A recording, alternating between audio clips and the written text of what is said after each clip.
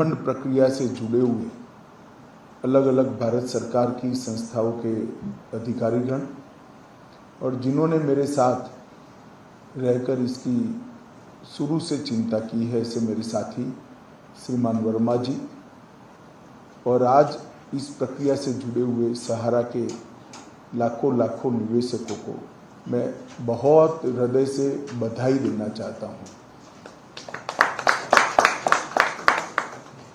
सहकारिता आंदोलन को अगर मजबूत बनाना है तो सहकारिता आंदोलन में विश्वास भी मजबूत बनाना पड़ेगा। कई बार कुछ ऐसी घटनाएं हो जाती हैं, कुछ गलत आशय के उद्देश्य के लोगों के हाथ में भी कुछ चीजें पड़ जाती हैं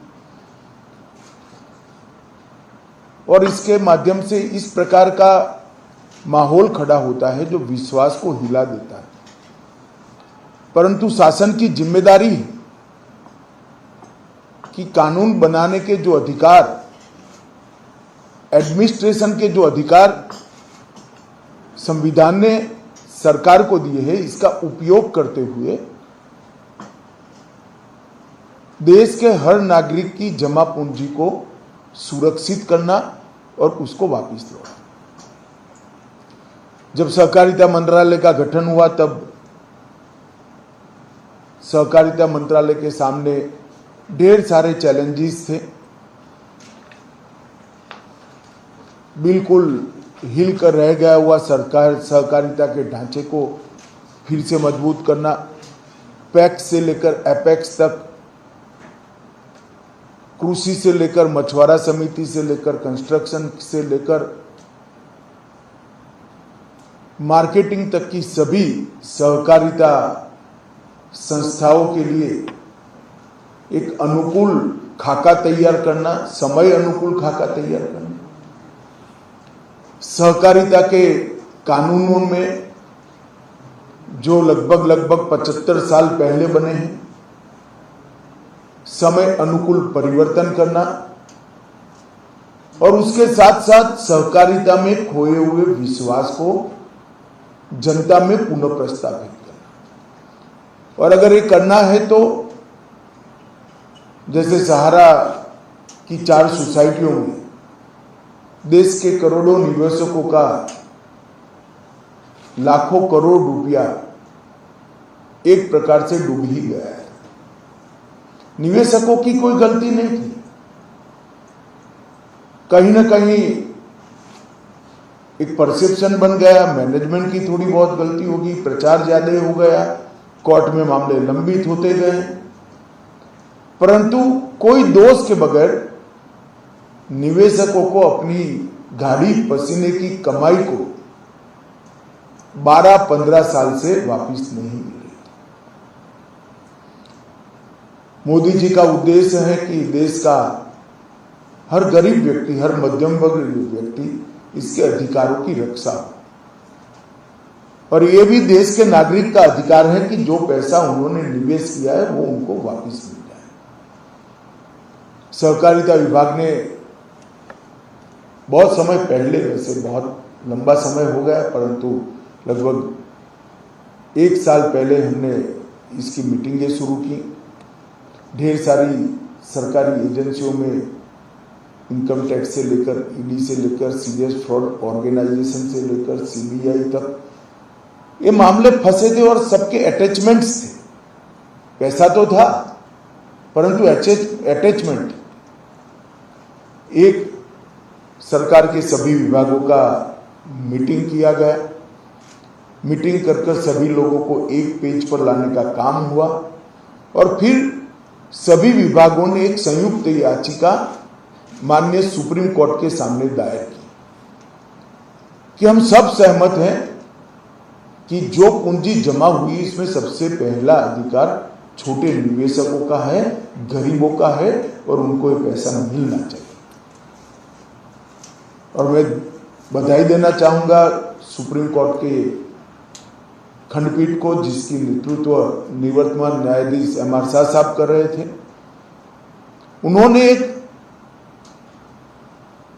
परिवर्तन लाने वाला सुप्रीम कोर्ट का फैसला दिया, जिसमें सुप्रीम कोर्ट के रिटायर्ड न्यायमूर्ति रेड्डी साहब की अध्यक्षता में एक कमेटी बनाकर पारदर्शी तरीके से ये हर नागरिक को पैसा पहुंच जाए, इसकी व्यवस्था करनी।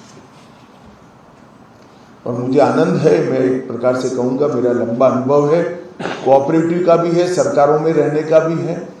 जो कमेटी बनी है उसने और भारत सरकार की जो एजेंसियां पेमेंट करने में लगी है, ये सभी ने एक रिकॉर्ड समय में अति प्रशंसनीय कामगिरी करते हुए इतने कम समय में आज सभी को पैसा वापिस मिल रहा है। ये मेरे लिए बहुत मस्त है। चाहे डिपॉजिटरी का काम करने वाले हो, चाहे ऑडिट का काम करने वाले हो, चाहे आरबीआई हो, सभी ने इस काम को प्रायोरिटी दी। रेड्डी साहब ने भी अनेक मीटिंगें करी। सहकारिता मंत्रालय का तो दायित्व है ही, हमारे सहकारिता सचिव और विजय कुमार जी दोनों ने इस चीज को बड़े इमोशनल तरीके से लिया। तो जब 4 जुलाई को रजिस्ट्रेशन पोर्टल का शुभारंभ किया गया, रेड्डी साहब भी उपस्थित थे, तब कहा था कि 45 दिन में हम पैसा दे पाएंगे। मगर मुझे आनंद है कि 1 महीने के पहले ही आज पहली किस्त जा रही है और इसके 112 लाभार्थियों को पैसा मिल रहा है। अब तक 18 लाख लोगों ने अपना रजिस्ट्रेशन करा लिया है। इसमें से 14 लाख लोगों का रजिस्ट्रेशन वैधता भी, मान्यता भी दे दी गई है। और आज 112 लोगों को उनको बैंक अकाउंट में 10-10 हज़ार रुपया जमा हो रहा है। मुझे इसका हृदय से बहुत आनंद है, क्योंकि मैं बूथ से काम कर यहाँ तक पहुँचने वाला कार्यकर्ता हूँ। जो मेहनत करता है, जो जीवन के लिए संघर्ष करता है, उसके लिए अपने 50,000, 25,000, 1 लाख, 2 लाख रुपये का मूल्य क्या होता है वो मैं जानता हूँ। आज इन लोगों को मैं बहुत बहुत बधाई देना चाहता हूँ और कहना चाहता हूँ कि नरेंद्र मोदी जी का मुख्य उद्देश्य कम से कम तकलीफ समाज के अंतिम तबके के व्यक्ति को पड़े, मध्यम वर्ग को पड़े, वो उद्देश्य की परिपूर्ति करने में आज सहकारिता विभाग को सफलता मिली है। आज हम 10,000 रुपया दे रहे हैं, मगर मैं पूरी चीज को देखकर आपको आश्वस्त करना चाहता हूँ कि आने वाले समय में हम आपके पूरे पैसे लौटाने में निश्चित रूप से सफल होंगे, इसका मुझे पूरा विश्वास है। और जब दूसरा पैसा जमा हो जाएगा तब इतनी देर भी नहीं लगेगी, क्योंकि आपका सत्यापन जो करना है, ऑडिट करना है, वो ऑडिट की कार्यवाही अब पूरी हो गई है। फिर तो ऑनलाइन पैसा आपके अकाउंट में ही ट्रांसफर होना है।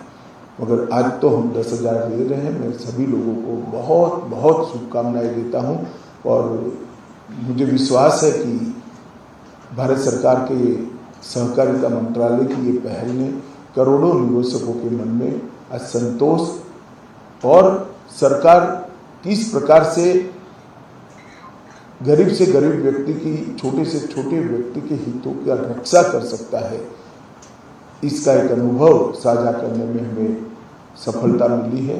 मैं सभी को बहुत बहुत शुभकामनाएं दूं, विशेषकर हमारे सहकारिता मंत्रालय के सभी टीम, हमारे सचिव, विशेष सचिव और इसमें साथ में स्टॉक होल्डिंग से लेकर जितनी संस्थाएं हमारी शामिल हुई हैं, वो सब ने बहुत परिश्रम किया है। मैं सभी को बहुत बहुत अभिनंदन करना चाहता हूं और सहारा के निवेशकों को आश्वस्त करना चाहता हूं कि सरकार का पूरा प्रयास रहेगा कि आपके घाटे पसने की कमाई की पाई आपको वापस दे पाएं। इसके लिए हम पूरा प्रयास करेंगे। आप सभी को शुभकामनाएं। टीम को फिर से एक बार बहुत बहुत धन्यवाद। रेड्डी साहब का विशेष धन्यवाद, क्योंकि रिटायर्ड होने के बाद भी लोगों के भले के लिए इन्होंने इस असाइनमेंट को लिया है। कोई मैं जानता हूँ रेड्डी साहब को, इनके स्ट्रेचर के हिसाब से ये असाइनमेंट बहुत छोटा था। जब सुप्रीम कोर्ट ने ऑर्डर किया तब मुझे लगता था शायद रेड्डी साहब अपनी स्वीकृति नहीं देंगे, मगर मैंने फ़ोन किया कि साहब काम बहुत छोटा है, मगर करोड़ों लोगों के लिए काम है, तब उन्होंने कहा नहीं अमित भाई मैं जरूर समय लूँगा, और उन्होंने काफ़ी समय भी दिया है। रेड्डी साहब आपका भी बहुत बहुत धन्यवाद विभाग की ओर से मैं करना चाहता हूँ, सहारा के निवेशकों की ओर से करना चाहता हूँ। अंत में सभी का धन्यवाद कर मेरी वाणी को विराम देता हूँ। धन्यवाद।